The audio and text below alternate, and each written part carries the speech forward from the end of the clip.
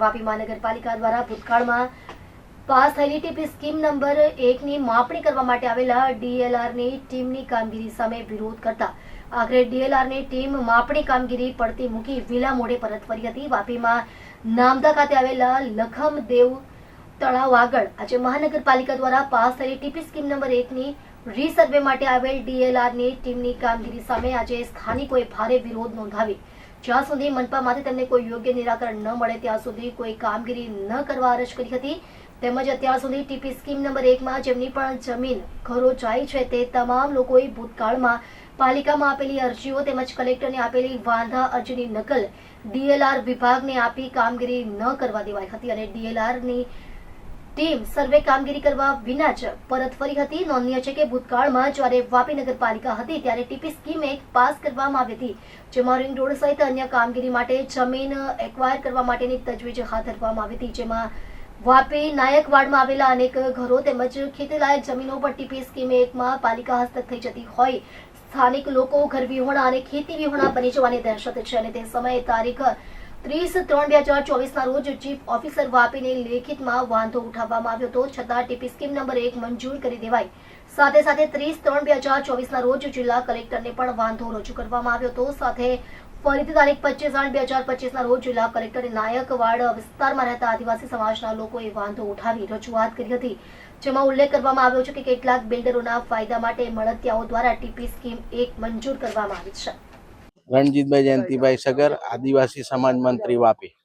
DLR થી તો સાહેબ કાલે ફોન આવ્યો હતો બધા પર કે ભાઈ માપણી કરવાની છે ટીપી ના માટે। અમે સવારથી 9 વાગે અહીંયા આવી ગયા, પણ સવારથી સાહેબ લોકો કોઈ નહીં આવેલા હતા। અમે માપણીનો વિરોધ કરીએ, માપણીનો ટીપી સ્કીમ 1નો જ વિરોધ કરીએ છીએ, કેમ કે અમે ટીપી સ્કીમ 1ના માટે અમે મામલતદાર કલેક્ટરમાં અરજી આપી છે, નગર નિયોજન અને મૂલ્યાંકન ખાતે વલસાડમાં એફિડેવિટ નોટરી કરીને એને વાંધા અરજી આપી છે, પણ એફિડેવિટ નોટરી કરીને આપવા છતાં પણ એમના દ્વારા કોઈ એક્શન નહીં લેવામાં આવ્યું અને આજની તારીખે આજના દિને કોઈ જવાબ નહીં આપ્યો અને આજના દિને એમણે રીસર્વે કરવા મોકલી આપ્યો। તો મારું સરકારશ્રીને એમ જ કહેવાનું છે કે જો તમને ખબર હતી કે આમાં સતી સુધારણા છે તો ભાઈ તમે ટીપી 1 કઈ રીતે પાસ કર્યું, એના માટે અમે આજે વિરોધ કરીએ છીએ ને આનો બહિષ્કાર કરીએ છીએ। આજે ખાસ કરીને જે ટીપી સ્કીમ 1 છે એમાં કેટલા લોકોની જમીન જાય છે અને કેટલા લોકોને નુકસાન થાય, કેટલા એટલે 700-800 ઘરો જાય છે અને જમીનો પણ જાય છે, એટલે એના માટે અમે વિરોધ કરે। તમે ખુલ્લી જગ્યામાં ટીપી કરો તો અમને કોઈ વાંધો, પણ આ તો અમારા આદિવાસીના ઘરો તૂટે છે એમાં, એટલે અમે સખત વિરોધ કરીએ છીએ એમાં। નગરપાલિકાને શું કહેવું છે? નગરપાલિકા તો કહી દીધું ભાઈ અમારા હાથમાં નથી, ટીપી 1 ગાંધીનગરથી પાસ થઈ છે એટલે તમે ત્યાં જ જાઓ। એના માટે અમે વલસાડમાં બધાએ વાંધા અરજી આપી જ છે, પણ એમને સરકાર દ્વારા અમને કોઈ જવાબ નથી મળ્યો છે। આગામી દિવસમાં આગળ જો કાર્યવાહી થશે કે કદાચ માપણી આવે આગળ શું કરશું? આગળ તો અમે આગળ જશું, હાઈકોર્ટમાં કેસ કરશું, પીઆઈએલ દાખલ કરશું।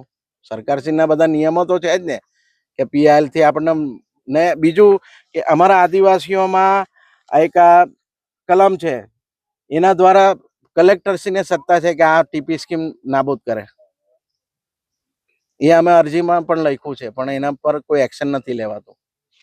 નાયકવાડના રહેવાસી છે, અમારા બાપ દાદાની જમીન અમે પેઢીથી પેઢી અહીંયા રહીએ, હવે અમારી જમીન હપ્તા કરવા માંગે સરકાર, એ તો નહીં કામ આવે।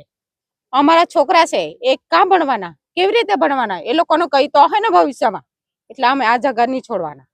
કોઈ બી આવે કોઈ દિવસ આ જગા નહીં છોડવું। શું નામ તમારું? મારું નામ વર્ષાબેન। આજ રોજ વાપી મુકામે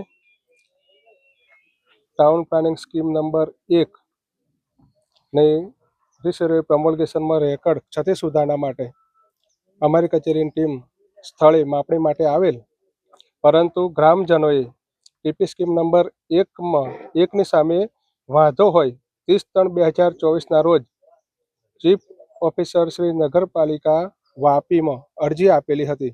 એટલે તમામ ગ્રામજનોનું રજૂઆત એવી છે કે અમારી અરજીનો જવાબ અમને અત્યાર સુધી મળેલ નથી, જે જવાબ મળ્યા બાદ ફરીથી કંઈક વિચારીશું, જેથી આજરોજ માપણી કામ સામે અમારો સખત વિરોધ છે, એટલે આજરોજ માપણી કામગીરી કરવી નહીં તેમ જણાવેલ છે, જેથી માપણી થઈ શકેલ નથી।